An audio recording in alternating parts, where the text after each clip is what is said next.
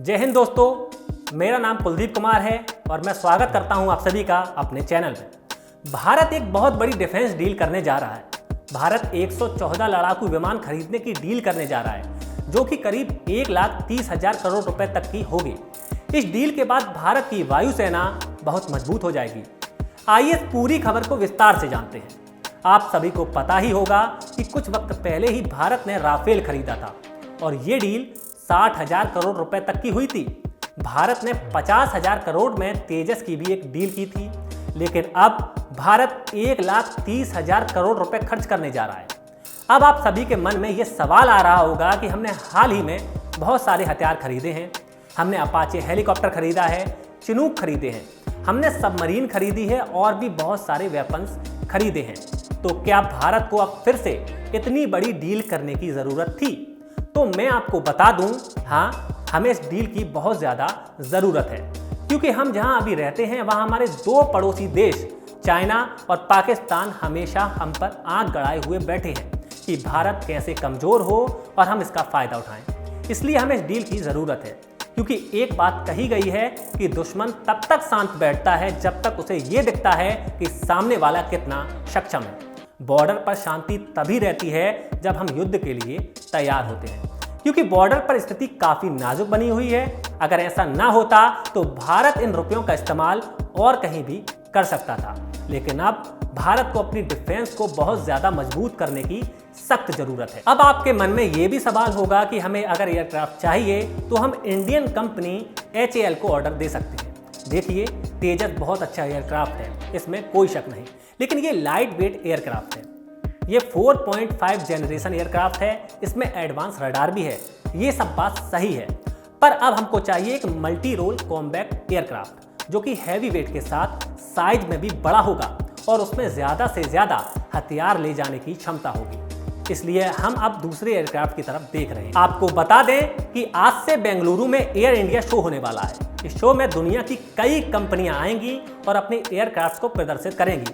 तो इनमें से जो सबसे मेन कंपनी है वो है अमेरिका की दो कंपनी लॉकहीड मार्टिन और बोइंग, रूस की सुखोई और मिग, स्वीडन की कंपनी है सैब और फ्रांस की कंपनी है डसाल्ट। तो इन सब के बारे में हम आपको बताएंगे और इनके एडवांटेज और डिसएडवांटेज की बात करेंगे। तो सबसे पहले कंपनी आती है अमेरिका की। अमेरिका की दो कंपनियां हैं इस शो में आ रही हैं, वो हैं बोइंग और लॉकहीड मार्टिन। लॉकहीड मार्टिन जो है वो अपने साथ ला रही है F-21 एयरक्राफ्ट। ये F-16 का एडवांस वर्जन है। और बोइंग की बात करें तो ये अपने साथ ला रही है दो एयरक्राफ्ट, F-18 सुपर हॉर्नेट और F-15EX। और स्वीडन की बात करें तो वो अपने साथ ग्रिफिन एयरक्राफ्ट ला रही है। और रूस की कंपनी ला रही है MiG-35 और सुखोई Su-35। अब आपको यहाँ ये बता दें कि भारत कभी भी रूस से MiG-35 और ना ही Su-35 एयरक्राफ्ट खरीदेगा। इसके पीछे की वजह है रूस द्वारा वही हथियार चीन को बेच देना जो भारत को बेचता है, और इसी वजह से भारत को कोई भी एडवांटेज नहीं मिल पाता है।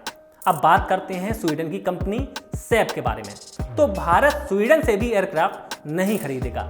इसके पीछे की वजह है कि स्वीडन जो रडार एयरक्राफ्ट में लगाता है वही सेम रडार पाकिस्तान को भी बेच देता है। इसलिए यहाँ भी भारत को कोई एडवांटेज नहीं मिलेगा। अब बचे हैं सिर्फ दो देश, फ्रांस और अमेरिका। फ्रांस की कंपनी है दसाल्ट। दसाल्ट हमें राफेल को लेकर ही प्रस्ताव देगी। अब बचता है अमेरिका। अमेरिका की कंपनी है बोइंग। बोइंग को लेकर दो विकल्प हैं, F-18 सुपर हॉर्नेट और F-15EX। अभी सबसे ज़्यादा जो चर्चा में है वो है F-15EX। F-15EX ने बहुत सारे युद्ध लड़े हैं। ये साइज में भी बहुत बड़ा है और बहुत सारे हथियार को कैरी कर सकता है। ये aircraft 22 air to air missile ले जा सकता है और कोई भी एयरक्राफ्ट इतने हथियार कैरी नहीं कर सकता है। तो भारत अगर अमेरिका के साथ डील करता है तो वो F-18 सुपर हॉर्नेट खरीद सकता है या फिर F-15EX, और अगर फ्रांस के साथ डील करता है तो राफेल की डील होगी। अगर अब हम रिश्तों की बात करें तो फ्रांस डिफेंस के मामले में विश्वसनीय देश है। वहीं यूएस की बात करें तो वहां पर एक ट्रेंड है कि वहां जैसे कोई दूसरी पार्टी जीतती है तो उसकी पॉलिसी बिल्कुल अलग होती है। उदाहरण के तौर पर हम देखें तो ट्रंप के रिश्ते सऊदी अरब और UAE से बहुत अच्छे रिश्ते थे, लेकिन बाइडेन ने आते ही ट्रंप सरकार द्वारा किए गए सऊदी अरब और यूएई के साथ सभी डिफेंस करार पर सैंक्शन लगा दिए, तो क्या पता भारत के साथ ऐसा ना हो। इसलिए भारत सरकार हर कदम फूंक फूंक कर रख रही है। दोस्तों, आपको क्या लगता है, भारत फ्रांस की तरफ देखेगा या अमेरिका की तरफ? आपकी जो भी राय है हमें कमेंट बॉक्स में जरूर बताएं। धन्यवाद।